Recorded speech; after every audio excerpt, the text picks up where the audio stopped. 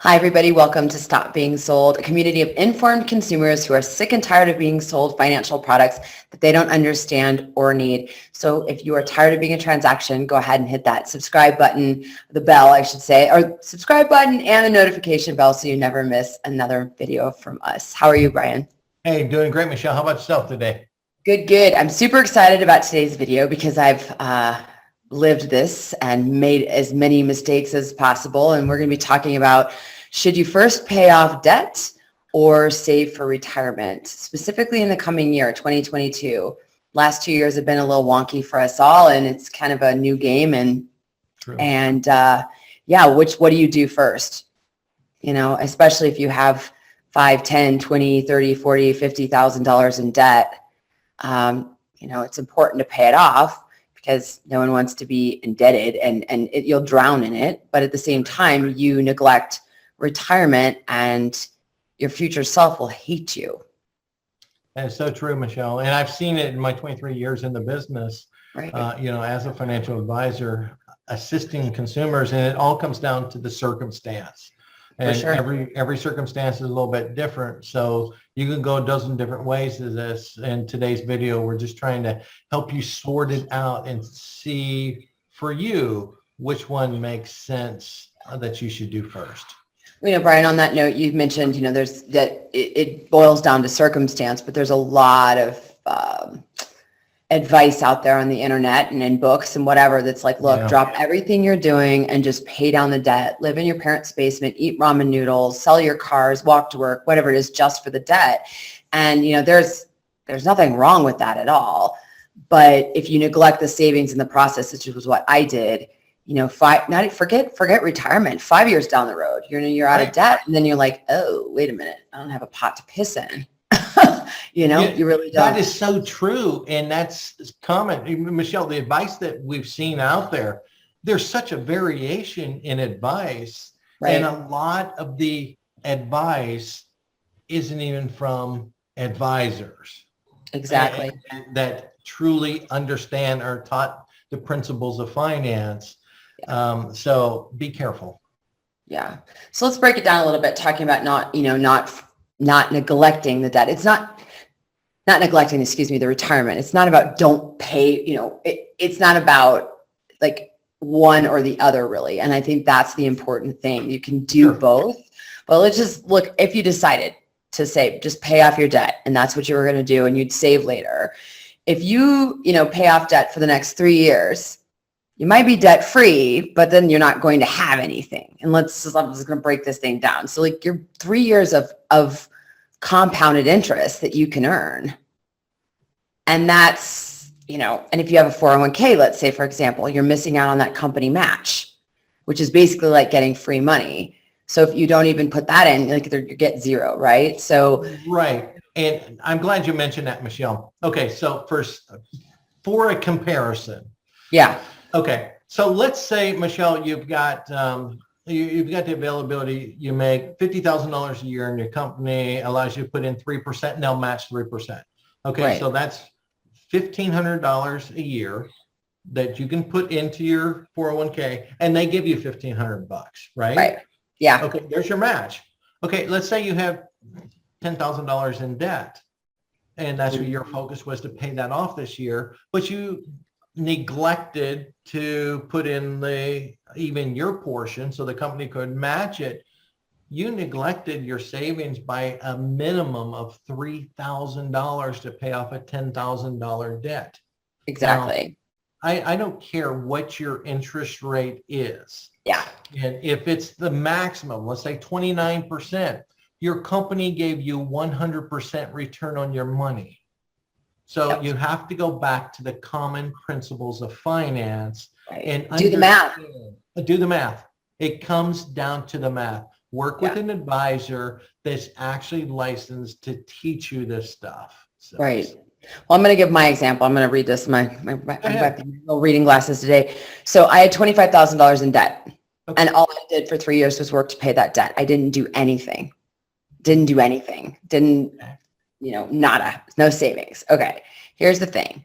If I sat down and did the math, I had an IRA, but since we're talking about 401ks, let's play with this. if I didn't save anything in that 401k for 3 years, had I actually saved the $25,000, found a way to do, maybe paid off some debt and saved at 6% for, 10 years, that's $44,771. At 20 years, it's $80,178. And it's That's the power, and that's a 6% return, exactly. And that's the power of compounding. I woke up one day, just for those of you watching, this was years and years ago, but all I had done was focus on paying my debt. Right. And at 35, I had a little IRA, had just neglected it for years. And all of a sudden I was like, wait a second, I did all that. I'm out of debt. And then I had nothing. And then the crazy thing is I got back into debt after that. Well, that's the scenario. I was going to mention that because what I've seen in my years in the business and the amount of clients that we've sat with over the years, it is common to fall back into that debt trap. Yeah. And you talked about compounding interest working for you, but you're right. The compounding interest can work against you also. Absolutely. In debt. That's on the debt side, for sure. It comes back to really sticking to a plan. And to me, my suggestion for most of my clients over the years was stick to a plan that is achievable, number one. Keep it simple. If you got $25,000 in debt, let's focus on paying off $12,000 of that debt this year, half of it, and focus on the highest interest debt first. But at the same time, make sure you get that free money that your company is offering you by putting something back. So you're doing a little bit of both. If you have a 401k. If you have a And here's the thing. Right. If you have an IRA, $6,000, you can if you can pay off $25,000 in debt a year, or $12,000 is cut it in half, do half and half. I think what this really boils down to is, I had a client one time that used to say to me, take a stand for the and I was like, what? All right. And now I get it. It's not, should I do this or this? It's, how do I pay off debt and save for retirement? And I actually like that.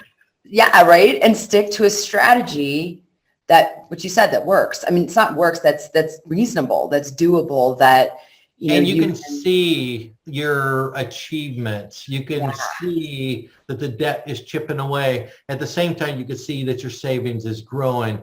Them little milestones is what keeps you going. For sure. So back to the strategy, one of the points is, pay off those, come up with a strategy. So how do you do that? Well, number one, you pay off that high interest debt first, and find a way to contribute. For example, if it's your 401k, can you at least contribute what the company will match you? If you have an IRA, can you at least just max it out? If you're under 50, at least max out that 6,000, which is the contribution limit for 2021 and also 2022. So, how can you do both? I think that's really, really important. And so the second thing, once you paid off that high interest card, then what, Brian? Continue paying over the minimum on any lower credit card debts that you may have. At the same time, increase. So let's say you're putting in 3% of your paycheck, why not increase it to 4%?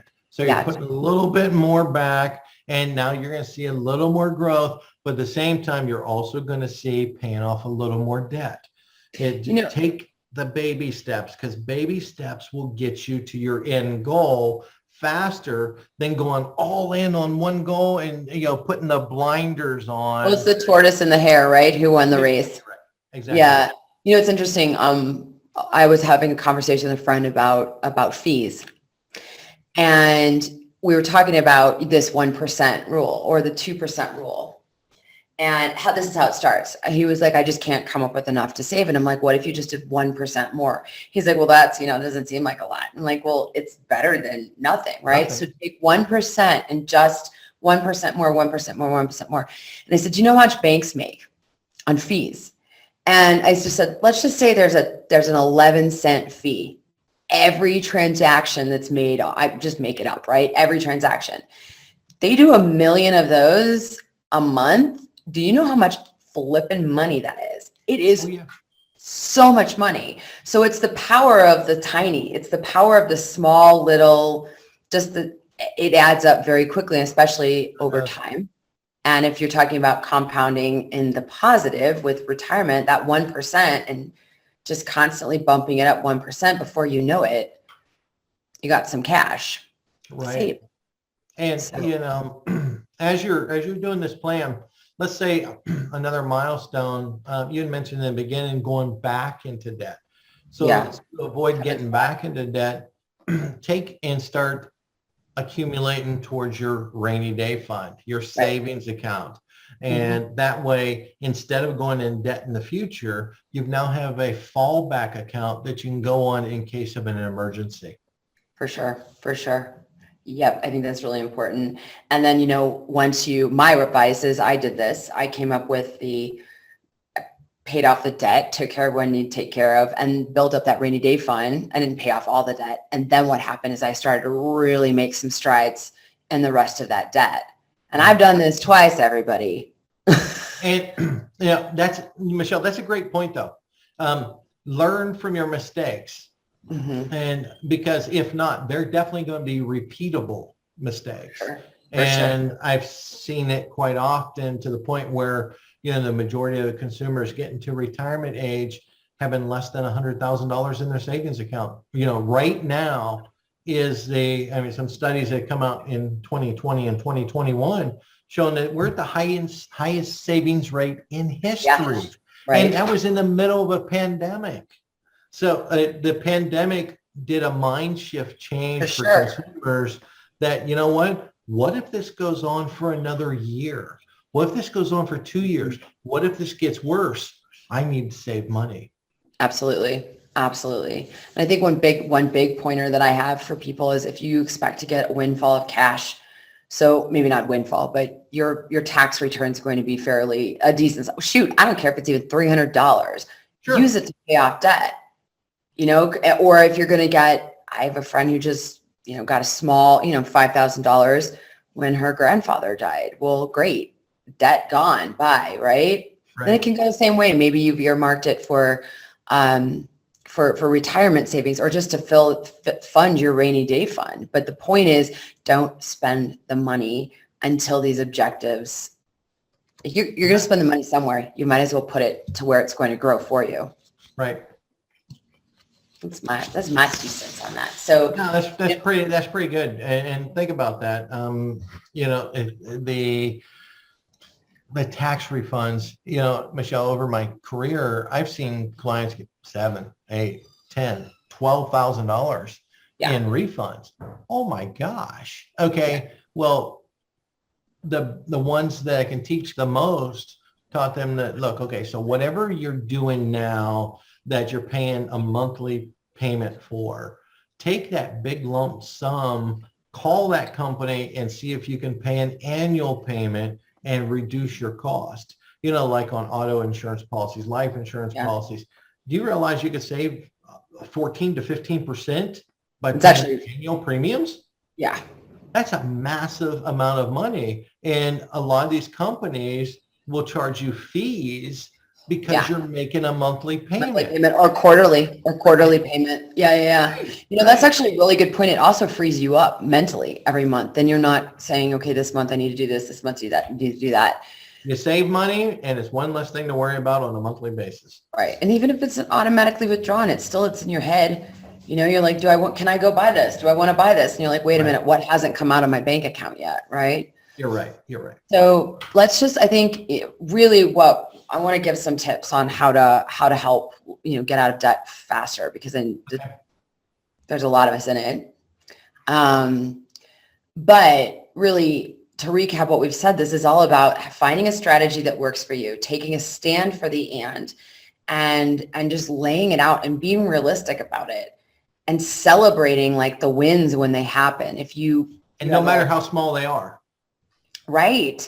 You have 4 credit cards and one of them's $1,000, even if it doesn't have the higher interest on it, you can do, you know, what's this, the Snowball Method, where you're like, you know what, I'm going to pick the smallest one first and I'm going to do it. That's a big win. Huge win. It's one less card. Don't go use it again. Okay, you had 4 credit cards, you paid off one, that's 25% of your credit cards is now paid off. Exactly. That's a huge win. And No matter thinking what about that. was on that card. Yeah, absolutely. So just to end this, let's go over some tips on how people can work to lower their debt quicker, faster, I should say, Sure. rather than, you know, shoveling all the money they have at it. Let's start with shop around and see if you can find a 0% interest card out there that that you can defer your other payments to for, like take a credit card and transfer it over for 12 months. 12 months, same as cash. You just eliminated the interest on it. Now you're paying 100% principal. Except as someone who's done this, and I did it successfully, but I had to be very careful with how much I put on there. Right. Because you put on too much and your monthly payments, you've got 12 or 16 months, depending on the term, to pay it back. So you don't ever roll over anything onto a 0% card that in 12 months you can't pay back. Best Exactly. advice ever given me by my mother. She said, pretend that 12-month payment is a 10-month payment. Yep. Divide it by 10, then you have 2 months worth of a cushion. Michelle, one thing I've always taught clients over the years was, okay, so if you do this, your first payment's going to be due in 30 days, right? Mm-hmm. No, you make that payment the day that you transfer the funds. There you go. So as soon as they hit, you make that first payment, and then you make your first payment at the end of the 30 days. That's You're 1 really month ahead, so it's all paid off, so you never have to worry about it. So, there you go. That's really great advice. because think about it. What you transferred, most people will make a transfer and thinking, oh, right, I ain't got to make a payment this month because I just transferred and I got 30 days. No, you go ahead and make that payment. You're 30 days ahead. Yeah. You were going to make that payment anyways. Sure. That's what, speaking of that, just tricking yourself by making extra payments or doing it immediately. One of the things that worked for me was paying, maybe it wasn't always, but some months I doubled up on my minimum. Good point. And it wasn't always at the same time. I'd pay, like, if my bill was always due on the 11th and I paid on the 11th, my whatever, and paid a little over, obviously. And then I would take that same exact amount of money and I would pay it off later in that month before the next billing cycle. Yeah. And that made it doesn't seem like it's one of those things where it's like, it looks like this. And then all of a sudden it just takes this, it's like rolling a snowball down the hill. It takes some effort to get it there. But once that sucker starts going, it goes fast. And here's another quick tip that could help a lot of people, and it's real simple. Most of your credit cards are your payments, your interest payments are based on daily interest. Okay, right. So the day you get that bill, it says, okay, let's say it's December 1. You got the bill December 1. Your payment's due on the 29th. But do you realize if you pay it the day that it comes in, you just saved 29 days of interest on the amount of that payment. I did not know that. All daily interest. And they show it on your statement of what daily interest is. And people look at this big long number. It's like, what's that? Well, there's what it is. Pay it when it arrives, not when it's due. And you've saved daily interest for that 29 days on that payment amount.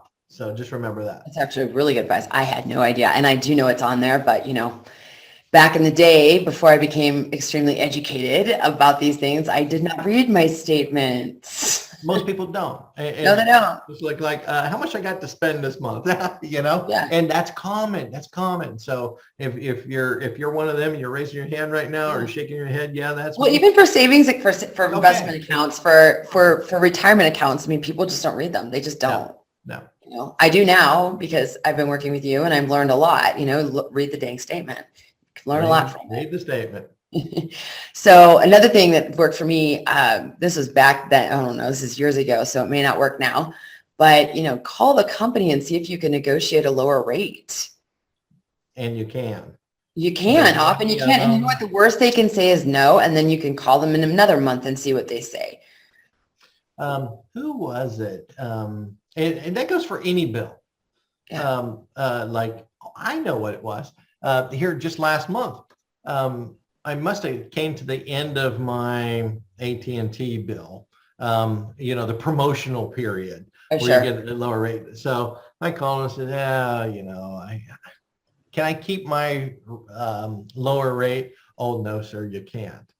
She goes, but I'll check to see what is available for you today, because they call it the loyalty program. You stayed with them, right? And you would have never gotten that. Make that a habit. And it takes a few minutes of your time to save. Let's put it this way. They dropped my bill $36 a month for the next 12 months for a 15-minute phone call. It's worth it. Yeah. And what she told me on the phone, she goes, now that's all I can do today.